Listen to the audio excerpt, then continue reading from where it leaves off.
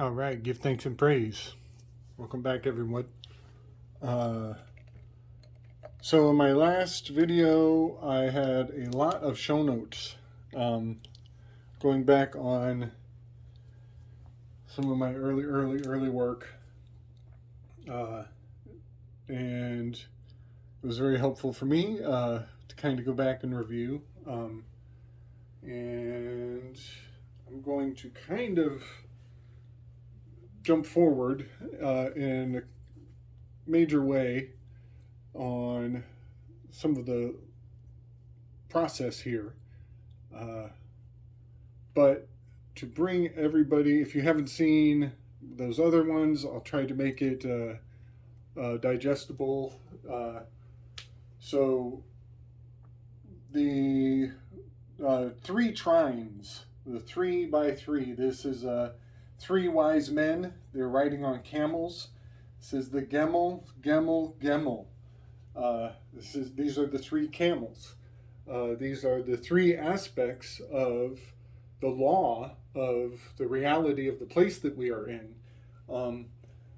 This top trine, the 8, 9, and the 1, that is the present moment. This was the dominion of Lachesis, the middle-aged of the three Moirae, the three fates of old. And so she is the disposer of lots, the allotter, and also Lachesis is a venomous pit viper. It is a type of snake. Also, the number 9 in Hebrew is Teth, and Teth means serpent. It means snake.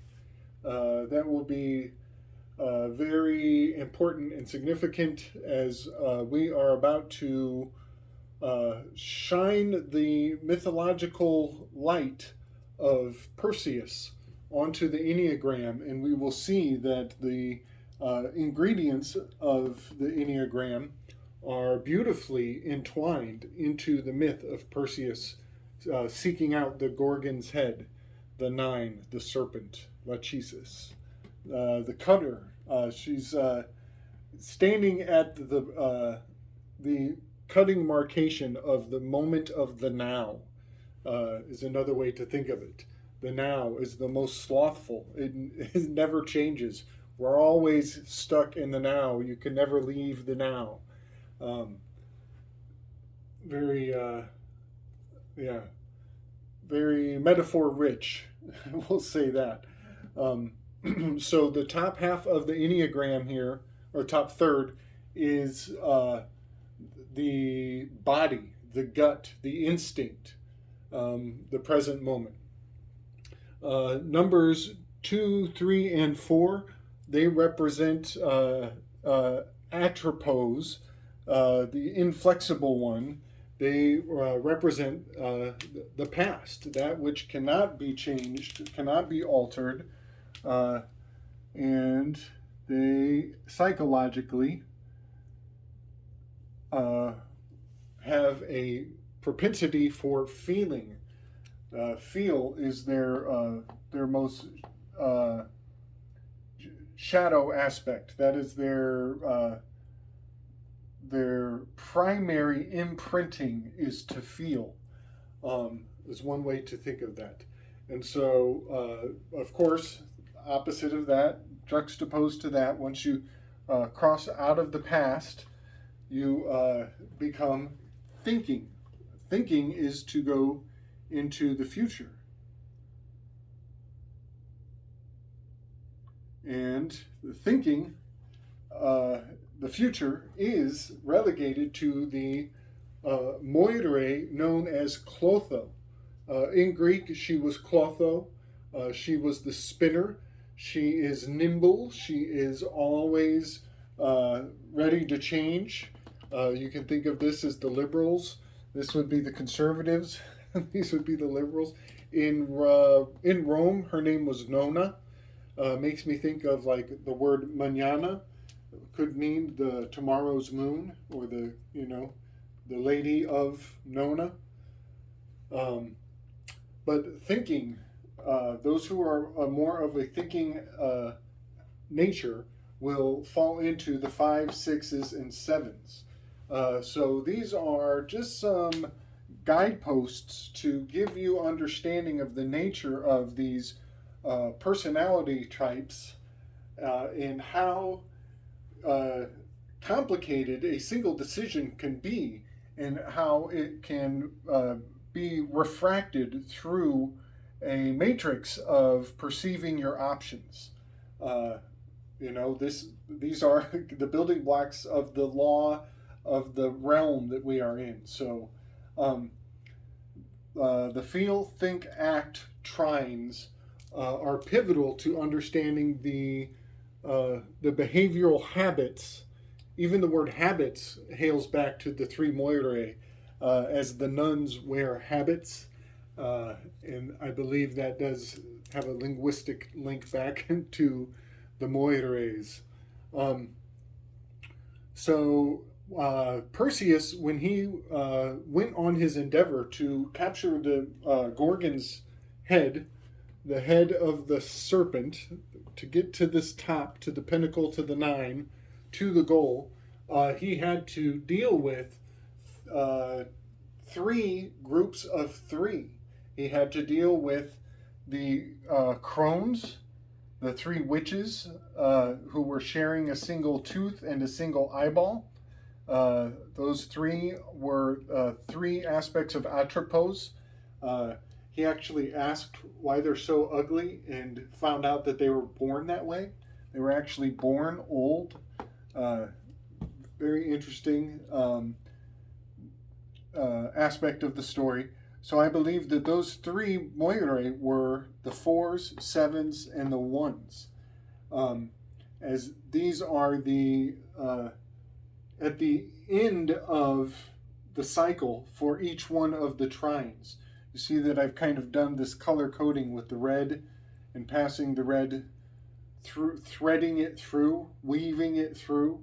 So the four sevens and the ones have this atropos repressing nature to them in their personality trine grouping.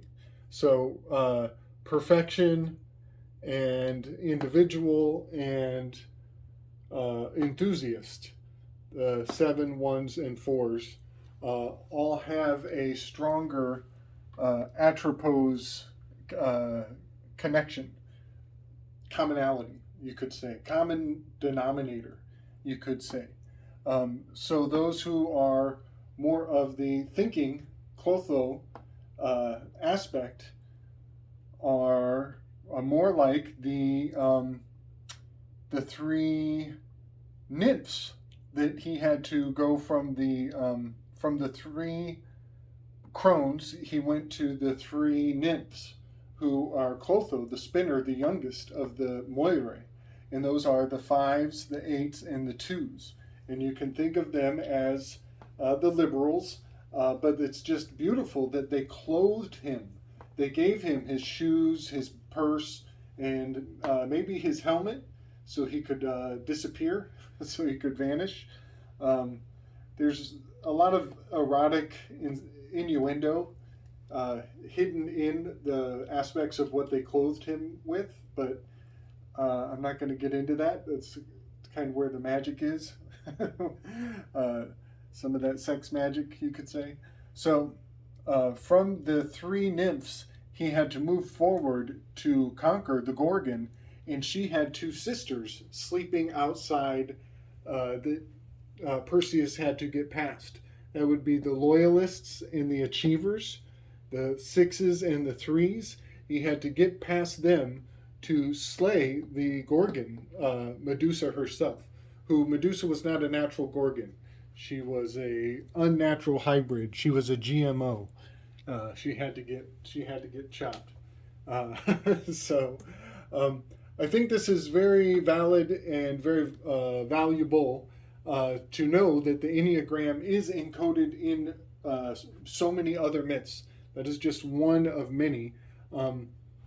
You can also say probably with a lot of confidence that this is the serpent that Moses lifted up to cure the Israelites in the desert. As you can see, this creates a bit of a T-juncture. The line of Lachesis here, the fixed cross, the fixed station up top.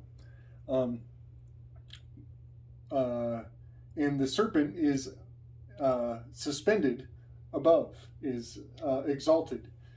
So, maybe the Moses myth is him teaching literacy, giving people something to think about to lift themselves up, so to say. Very, very possible that the Moses myth is also encoded in the Enneagram in a wonderful way. So next I'm probably going to unfurl a few other mythological revelations around the Enneagram, past, present, and future, the feel, think, and act.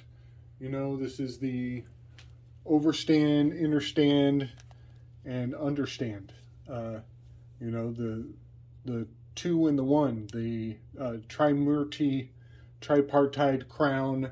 This is what the El Papa, what the Pope is wearing on his head. They've definitely used this system to administer government. Here, let's do it this way. Let's do this before I turn it off. Gove, right? Gove. She's the disposer of lots. She's the giver. Vern is Clotho. Vern,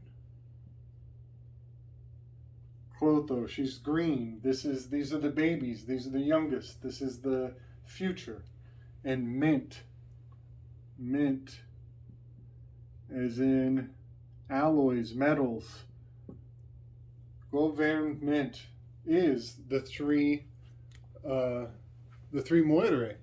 encoded in that word. I think there's a very powerful lesson to see that the gouvernement is also encoded in the Enneagram. I think I've made my case, and I hope people appreciate the value of, having a good name for your the fractality of the realm, a way to address what's being done, what is really in the position of checks and balances and the true nature of things as we experience them. All right. Much love and respect, everybody. Peace and love.